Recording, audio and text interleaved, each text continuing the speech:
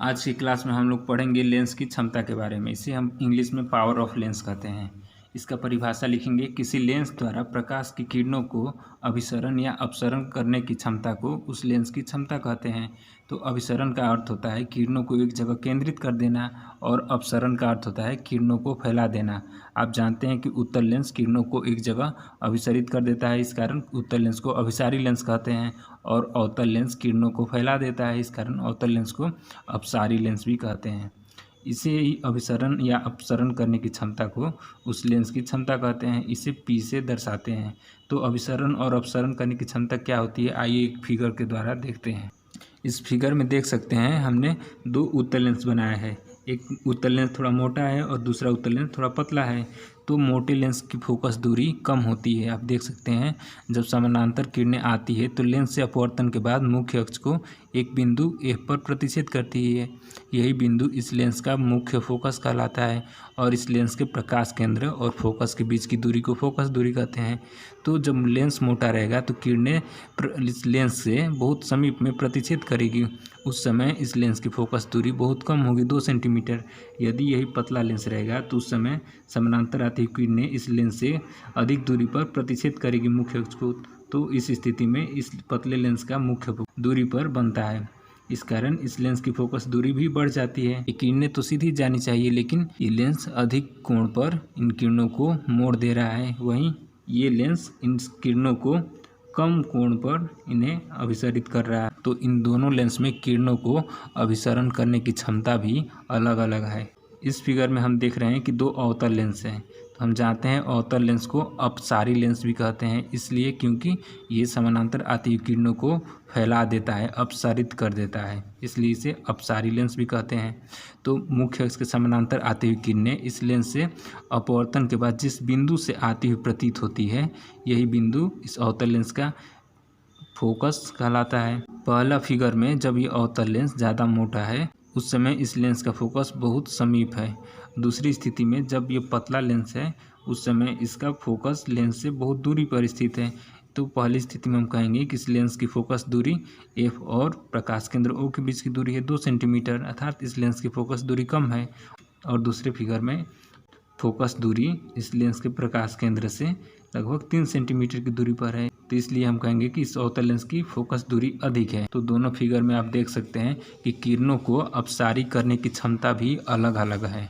इसी क्षमता को हम लोग ज्ञात करते हैं लेंस की क्षमता से। और लेंस की क्षमता का फॉर्मूला होता है P बराबर 1/AF। ठीक है, पावर ऑफ लेंस बराबर 1/, फोकस दूरी। उत्तल लेंस में चूंकि फोकस दूरी प्लस में होता है, इसलिए उत्तल लेंस की क्षमता धनात्मक होती है और अवतल लेंस की क्षमता ऋणात्मक होती है। तो इसे हम कहते हैं किसी लेंस की क्षमता उसके फोकस दूरी की व्युत्क्रम होती है, जहां F मीटर में होता है। हम लोग फोकस दूरी को हमेशा सेंटीमीटर में लिखते हैं, लेकिन जब इस फॉर्मूला में हमें फोकस दूरी का मान रखना रहेगा उस समय हम फोकस दूरी को मीटर में चेंज कर देते हैं। उसके बाद ही इस फॉर्मूला में रख के हम लेंस की क्षमता P का मान ज्ञात करते हैं। लेंस की क्षमता का मात्रक डायोप्टर होता है। तो उत्तल लेंस की क्षमता धनात्मक होती है। क्यों धनात्मक होती है? क्योंकि उत्तल लेंस की फोकस दूरी भी धनात्मक होती है। लेंस की क्षमता फोकस दूरी से मिलकर बनती है। और अवतल लेंस की क्षमता ऋणात्मक होती है। क्यों? क्योंकि अवतल लेंस की फोकस दूरी भी ऋणात्मक होती है। जब एक से अधिक लेंस सटा कर रखे गए हों तब लेंसों की कुल क्षमता होती है P1 + P2 + P3 + P4। सूक्ष्मदर्शी दूरबीन या फोटो कैमरा में एक से अधिक लेंसों का प्रयोग करते हैं आवर्धन के लिए। आवर्धन मतलब जूम करने के लिए। तो उस स्थिति में उनकी क्षमता को, सभी लेंसों की क्षमता को जोड़कर ज्ञात किया जाता है। आइए इस पर कुछ न्यूमेरिकल्स हल करते हैं, तब ये कॉन्सेप्ट अच्छे से क्लियर हो जाएगा। पहला प्रश्न देखते हैं। उत्तल लेंस की फोकस दूरी 25 सेंटीमीटर है, तो लेंस की क्षमता बताना है। कितना डायोप्टर का लेंस है यही हमें बताना है। तो आप देख सकते हैं उत्तल लेंस की फोकस दूरी दिया 25 सेंटीमीटर, तो ये प्लस में, उत्तल लेंस की फोकस दूरी प्लस में होती है, इसलिए लेंस की क्षमता भी धनात्मक आएगी।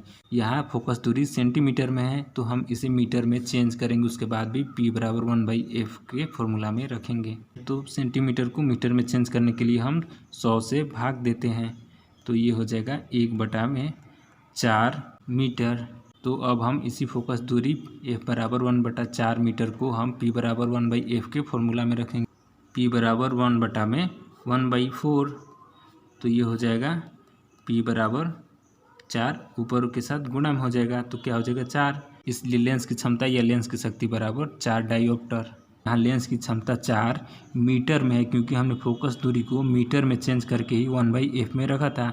इसलिए आगे कुछ ऐसे भी प्रश्न आएंगे जहाँ हमें लेंस की शक्ति से पुनः फोकस दूरी ज्ञात करनी रहेगी। उस स्थिति में हम लेंस की शक्ति को 4 मीटर लिख के दर्शाएंगे, तब हम उसे सेंटीमीटर में चेंज करने के लिए 100 से गुणा करेंगे। आइए इसी के आधार पर एक अगला प्रश्न देखते हैं।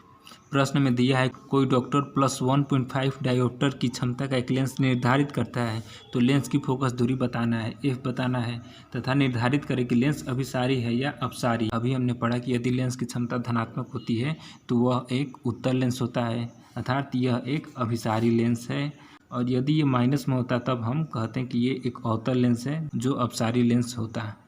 तो यहाँ हमें P का मान दिया है +1.5। आइए लिख देते हैं। लेंस की क्षमता P बराबर 1.5D, अर्थात ये 1.5 मीटर में है। लेंस की क्षमता हमेशा मीटर में ही होती है, इसी कारण हम फोकस दूरी को मीटर में चेंज करके ही लेंस की क्षमता ज्ञात करते हैं। तो यहाँ F बराबर हो जाएगा 1/P। जब P का मान ज्ञात करना रहेगा तो 1/S फोकस दूरी करेंगे, और जब फोकस दूरी ज्ञात करनी रहेगी तब 1/में में लेंस की क्षमता को रखते हैं। दशमलव हटाएंगे तो 10/15। F बराबर 0.67 मीटर, इसलिए यहाँ फोकस दूरी 0.67 मीटर को 100 से गुणा करके हम फोकस दूरी को सेंटीमीटर में चेंज कर देंगे। तो दशमलव हटा के यदि आप दर्शाना चाहेंगे तो 100 और 100 से कट के ये हमें 667 सेंटीमीटर फोकस दूरी प्राप्त होगा। चूँकि फोकस दूरी प्लस में है इसलिए आप कह सकते हैं कि लेंस उत्तल लेंस है, अर्थात अभिसारी लेंस है। वैसे आप लेंस की क्षमता से भी ज्ञात कर सकते हैं कि लेंस उत्तल है या अवतल है, अर्थात अभिसारी है या अपसारी है।